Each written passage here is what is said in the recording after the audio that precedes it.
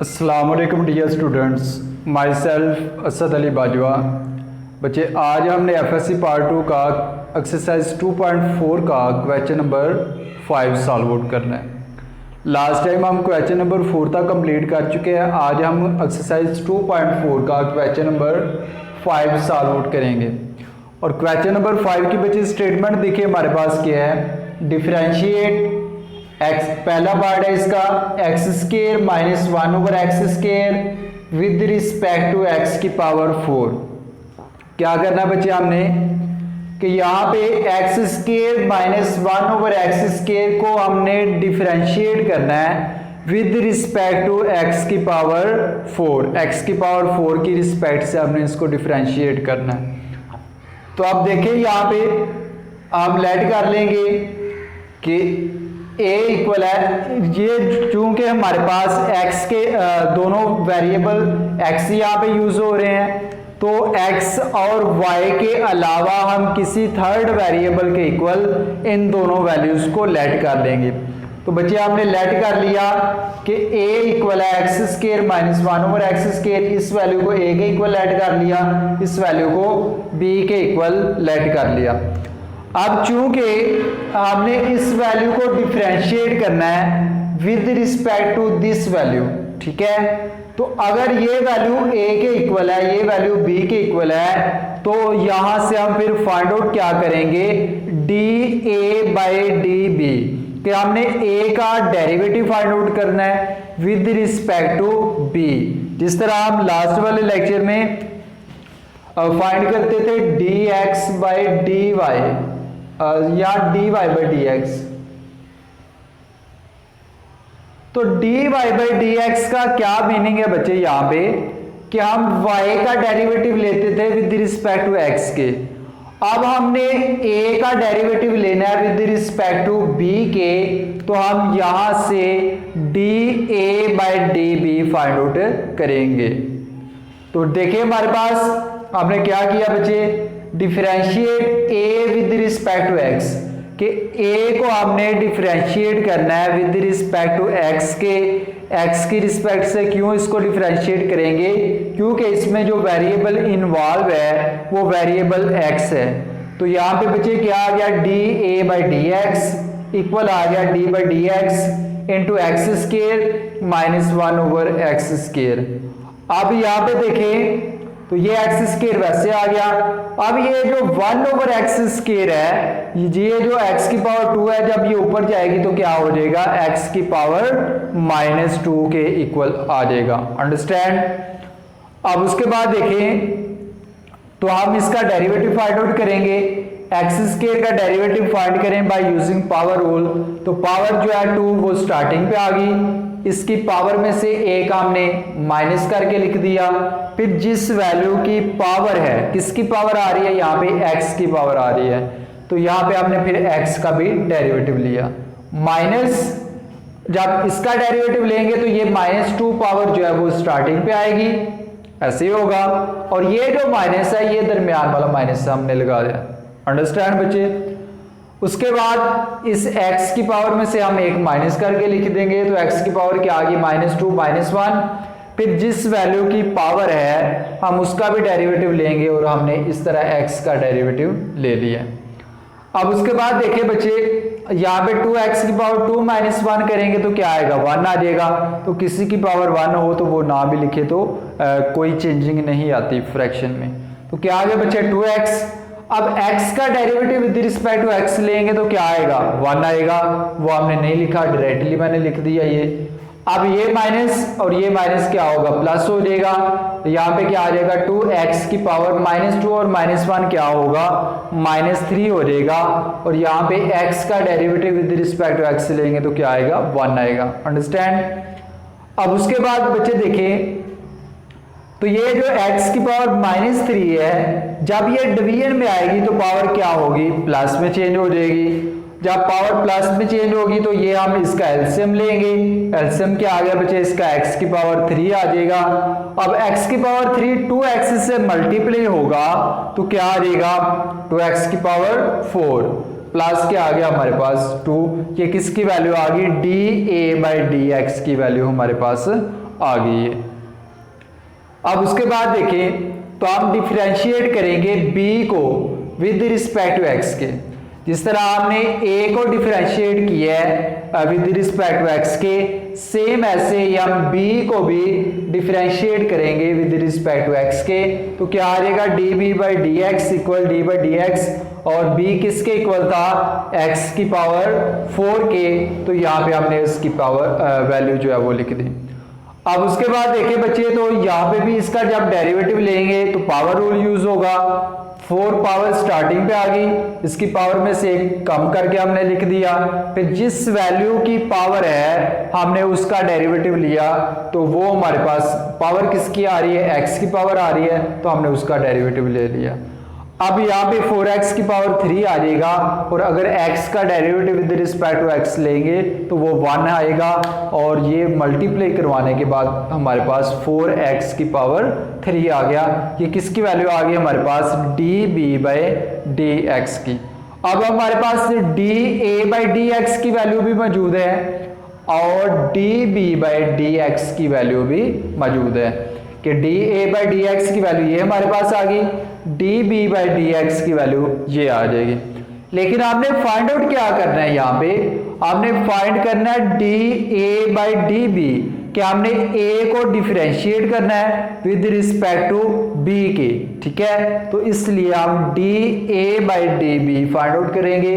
तो यहाँ पे चेन रूल हमने अप्लाई किया है, da बाई db किसके इक्वल आ गया बच्चे, da by D x cross dx by db, understand. अब यहाँ पे da बाई डी एक्स की वैल्यू हमारे पास क्या है, 2x की power 4 plus 2 divided by x cube. ये हमने da बाई डी एक्स की वैल्यू पुट कर दी क्रॉस। अब यहाँ पे वैल्यू हमें चाहिए dx बाई db की, लेकिन यहाँ पे वैल्यू कौन सी है, db बाई डी एक्स की, मीन्स के वैल्यू को हम उल्ट करके लिख देंगे। तो यहाँ पे क्या आ जाएगा, 1/4x की पावर 3।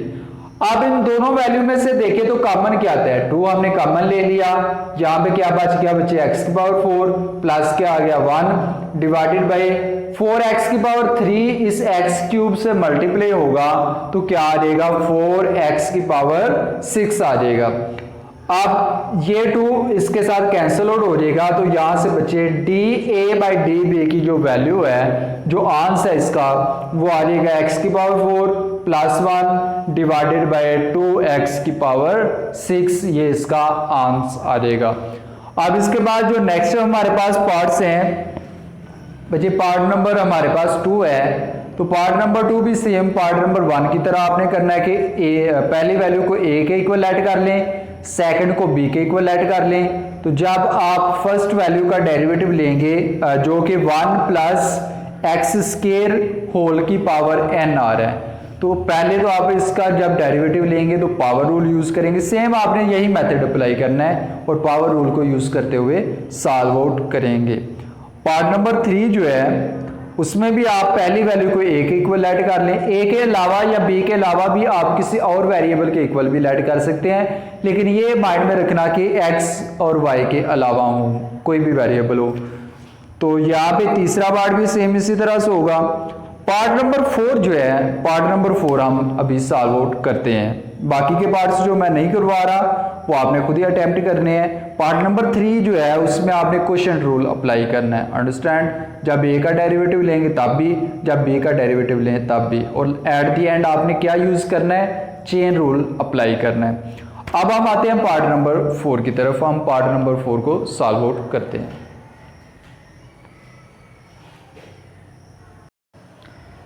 जी तो स्टूडेंट्स देखिए, क्वेश्चन नंबर 5 का पार्ट नंबर 4 है हमारे पास। ax हमने डिफरेंशिएट करना है, ax plus b divided by C x plus d with respect to ax square plus b divided by ax square plus d. हमने इस वैल्यू को डिफरेंशिएट करना है with respect to this value, understand. तो हमने इस वैल्यू को late कर लिया कि a के इक्वल है, इस वैल्यू को लेट कर लिया कि ये b के इक्वल है। तो सेम जैसे हमने पहला पार्ट किया, सेम वही मेथड हम अप्लाई करेंगे। हमने डिफरेंशिएट किया ए को विद रिस्पेक्ट टू एक्स के, कि हमने ए को विद रिस्पेक्ट टू एक्स के डिफरेंशिएट किया है। अब यहाँ पे x as a variable use हो रहा है और ए बी सी डी जो है ये एज अ कांस्टेंट यूज हो रहे हैं। हमारे पास दो तरह की क्वांटिटीज होती हैं, एक होती है कांस्टेंट और एक होती है वेरिएबल। कांस्टेंट मीन्स के जो विद द टाइम सेम ही रहे, ठीक है, और वेरिएबल वो होती है कि जो चेंज होती रहती है, चेंजेबल हो, ठीक है। अब देखिए यहाँ पे आपने ए को डिफरेंशिएट करना है विद रिस्पेक्ट टू एक्स के, इक्वल आ गया d by D x into a x plus b divided by C x plus D.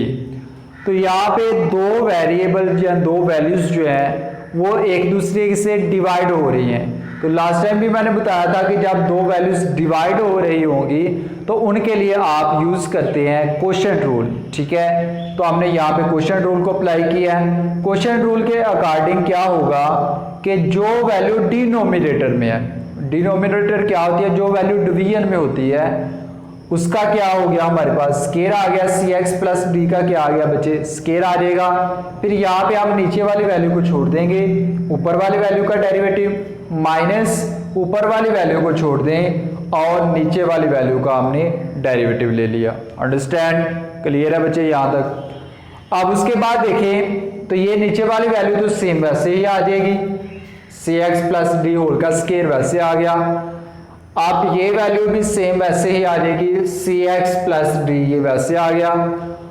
अब यहाँ पे x के साथ क्या आ रहा है, a आ रहा है, ठीक है। तो a as a constant use हो रहा है, क्या यूज हो रहा है, कांस्टेंट। a वैसे ही रहेगा। अगर हम x का derivative with respect to x लें तो क्या आएगा, 1 आएगा। तो इसलिए इसका जब डेरिवेटिव 1 आया तो 1 a से मल्टीप्लाई होगा तो क्या आ जाएगा, यहाँ पे a आ जाएगा। अंडरस्टैंड बच्चे, कि जो x के साथ जो कांस्टेंट होगा उसको हम अलग लिख लेंगे, ठीक है, मल्टीप्लाई करके, और जो x वाली वैल्यू होगी उसका हम डेरिवेटिव ले लेंगे। अंडरस्टैंड। प्लस यहाँ पे b आ रहा है तो b as a constant use हो रहा है तो b का डेरिवेटिव क्या होगा, 0। अब आपके माइंड में आएगा कि सर ये a भी कांस्टेंट है, उसका डेरिवेटिव हमने 0 क्यों नहीं किया, ये b है तो b का डेरिवेटिव हमने 0 कर दी है। तो बच्चे यहाँ पे माइंड में रखें कि a के साथ x भी आ रहा है, a के साथ x भी आ रहा है जो कि मल्टीप्लाई हो रहे हैं दोनों। तो a को हम बाहर लिख लेंगे, जैसे हमारे पास अगर आ जाए 2x का अगर हमने डेरिवेटिव लेना हो तो 2 पहले आएगा D by D x of x को हम बाद में लिख देंगे। तो ऐसे ही हमने a को बाहर निकाल लिया और x का डेरिवेटिव लिया विद रिस्पेक्ट टू x तो 1 आया। a जब 1 से मल्टीप्लाई होगा तो यहाँ पे क्या आ गया, a आ जाएगा। और b जो है वो सिंपली कांस्टेंट है, b के साथ कोई x वाली वैल्यू नहीं आ रही, तो b का जो डेरिवेटिव है वो क्या होगा, 0 होगा। अंडरस्टैंड। माइनस क्या आ गया बच्चे, ए एक्स प्लस बी, इस वैल्यू को हम वैसे लिख देंगे। अंडरस्टैंड। अब जब हम इसका डेरिवेटिव लें तो c कांस्टेंट है, x का डेरिवेटिव लेंगे तो क्या आएगा, 1 आएगा। तो c जब 1 से मल्टीप्लाई होगा तो यहाँ पे क्या आ जाएगा, c आएगा। प्लस d आ रहा है तो d as a constant use हो रहा है बच्चे यहाँ पे। तो जब हम d का डेरिवेटिव लेंगे तो क्या आएगा, 0 आएगा। तो इसकी जगह पे आपने 0 रिप्लेस कर दिया। अंडरस्टैंड। अब उसके बाद a प्लस 0 करें तो क्या आएगा, a ही आएगा। जो जारी बात है कि a ही आएगा, कि किसी भी वैल्यू में 0 को ऐड करें तो वही वैल्यू दोबारा से आ जाती है। a जब सी एक्स से मल्टीप्लाई हुआ तो क्या आ गया, ए सी एक्स आ गया। a जब d से मल्टीप्लाई हुआ तो क्या आ गया, ए डी आ गया। माइनस अब यहाँ पे c प्लस 0 करेंगे तो c ही आएगा। तो c जब a x से मल्टीप्लाई हुआ तो ये बाहर वाले माइनस की वजह से माइनस ए सी एक्स आ गया। अंडरस्टैंड। और जब ये c b से मल्टीप्लाई होगा तो ये माइनस की वजह से माइनस बी सी आ जाएगा। क्लियर है। अब ये ए सी एक्स जो है प्लस का, ये ए सी एक्स माइनस का कैंसल आउट हो जाएंगे। बाकी हमारे पास D A by D X की क्या वैल्यू आ जाएगी, A D minus B C divided by C x plus D whole का स्केयर, ये हमारे पास D A by D X की वैल्यू आ जाएगी। अब सेम इसी तरह से बच्चे हम b जो है b को भी डिफरेंशिएट करेंगे विद रिस्पेक्ट टू x के, तो हम b को डिफरेंशिएट करने जा रहे हैं बच्चे।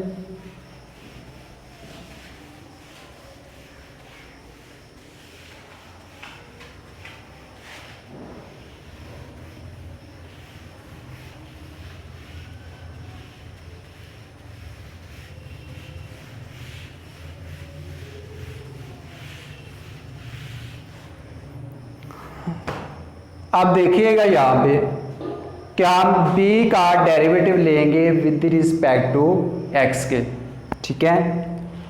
क्या करेंगे हम यहाँ पे, differentiate b with respect to x, कि हम b का डेरिवेटिव लेंगे विद रिस्पेक्ट टू x के। तो बच्चे हमारे पास क्या वैल्यू बनेगी, d B by D x equal आएगा, किसके इक्वल आ जाएगा ये, d by D x into a x square plus b over a x square plus d. Clear है, ठीक है। आपने क्या किया बच्चे यहाँ पे कि b का हमने डेरिवेटिव लेना है विद रिस्पेक्ट टू x के। क्लियर है। तो यहाँ पे भी हम क्या अप्लाई करेंगे, यहाँ पे भी हम कोशेंट रूल अप्लाई करेंगे। तो कोशेंट रूल के according A x square plus D whole का क्या आ गया, स्केयर आ जाएगा। फिर हम A x square plus D को छोड़ देंगे और ऊपर वाली वैल्यू का डेरिवेटिव लेंगे जो कि ए एक्स स्केयर प्लस बी आ रहा है। अंडरस्टैंड। फिर माइनस, फिर हम ऊपर वाली वैल्यू को छोड़ेंगे और नीचे वाली जो वैल्यू है हम उसका डेरिवेटिव लेंगे। जी बच्चे क्लियर हो गया यहां तक। क्या हमने क्या किया, इस वैल्यू का डेरिवेटिव लेने के लिए हमने कोशेंट रूल जो है वो अप्लाई कर दिया है, ठीक है। तो जब हमने कोशेंट रूल अप्लाई कर दी है तो देखिए यहाँ पे बच्चे ये वैल्यू हमारे पास पहली वैल्यू है, इसको जो है वो नोट ना करें। तो देखिए यहाँ पे A x square plus D, ये वैल्यू तो वैसे ही आ जाएगी।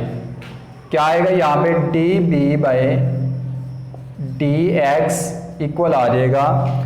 अब ये वैल्यू जो हमारे पास बच्चे आ रही है ये वैल्यू सेम ही आ जाएगी। क्या आएगा यहाँ पे, A x square plus D, sorry A x square plus D. अब जब हम इस वैल्यू का डेरिवेटिव लें, ए तो कांस्टेंट है, एक्स स्केयर का डेरिवेटिव लेंगे तो पावर रूल यूज करेंगे। पावर स्टार्टिंग पे आएगी, पावर में से एक कम होगा, फिर जिस वैल्यू की पावर है उसका हम डेरिवेटिव लेंगे। तो इस तरह से एक्स स्केयर का डेरिवेटिव क्या आएगा, 2x आएगा, 2x ही आएगा। तो हम इसको लिख सकते हैं 2ax। 2ax कहां से आया कि a कांस्टेंट है, यहाँ पे एक्स स्केयर का डेरिवेटिव लेंगे विद रिस्पेक्ट टू x तो क्या आएगा, 2x आएगा। तो 2x a से मल्टीप्लाई हुआ तो 2ax आ गया, प्लस b आ रहा है यहाँ पे, b as a constant use हो रहा है तो b का डेरिवेटिव बच्चे यहाँ पे क्या होगा, 0 आएगा। b का डेरिवेटिव क्या आ गया, 0 आ गया। उसके बाद माइनस, ये वाली वैल्यू वैसे ही आ जाएगी। क्या आएगा यहाँ पे, माइनस, अंडरस्टैंड, समझ आ रही है कि ये वाली वैल्यू वैसे ही आ जाएगी। और इस वैल्यू का जब हम डेरिवेटिव लेंगे विद रिस्पेक्ट टू x तो ये a कांस्टेंट x स्क्वायर का क्या डेरिवेटिव आएगा, 2x आएगा। तो यहाँ पे भी क्या वैल्यू बन जाएगी बच्चे, 2ax और प्लस आ रहा है यहाँ पे d, तो d as a constant use हो रहा है तो d का हमारे पास बच्चे डेरिवेटिव क्या आएगा, d का डेरिवेटिव 0 आ जाएगा क्योंकि कांस्टेंट नंबर है। प्लस क्या आ गया, 0 डिवाइडेड बाय, अब नीचे जो है ये वाली वैल्यू वैसे ही आ जाएगी। क्या आ जाएगा, A X square plus D whole का स्क्वेयर, ये वैल्यू हमारे पास आ जाएगी। समझ आ रही है सबको। अब उसके बाद ये 2ax जो है इस ax स्क्वायर से मल्टीप्लाई होगा, तो यहां से db/dx जो है वो इक्वल आएगा 2a² x³। इसी के इक्वल आएगा कि जब ये 2ax इससे मल्टीप्लाई हुआ तो 2a² x³ आ गया, और जब ये 2ax d से मल्टीप्लाई होगा तो क्या आएगा, 2axd। ठीक है, माइनस यहाँ पे भी 2ax इससे मल्टीप्लाई हुआ तो क्या आ जाएगा, 2a² x³। ठीक है, क्या वैल्यू हमारे पास बन जाएगी, 2a² x³ प्लस हमारे पास आ जाएगा माइनस आएगा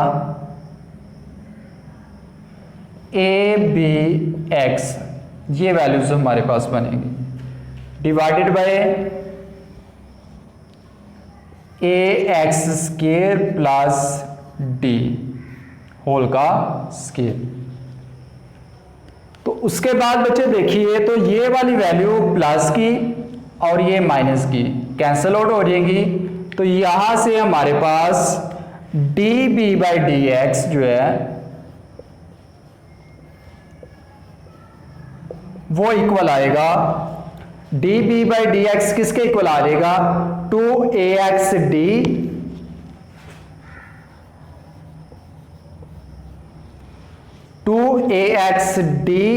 माइनस आ जाएगा 2abx divided by ax² plus d whole का स्क्वायर। क्लियर है कि हमारे पास dA/dx की वैल्यू भी आ गई, dB/dx की वैल्यू भी आ गई। अब इसके बाद हमने चेन रूल अप्लाई करना है। क्लियर है बच्चे, यहां तक सबको समझ आ गई। इसके बाद आप चेन रूल खुद ही अप्लाई करें। चेन रूल के अकॉर्डिंग हमारे पास क्या वैल्यू बन जाएगी, ये हमारे पास dAB/dx की और ये dA/dx की। तो यहां से चेन रूल यूज करके आप dA/dB की वैल्यू जो है वो खुद ही फाइंड आउट कर लेंगे।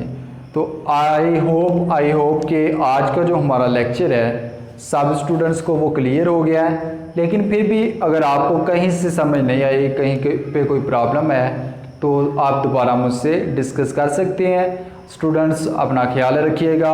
अल्लाह हाफिज़।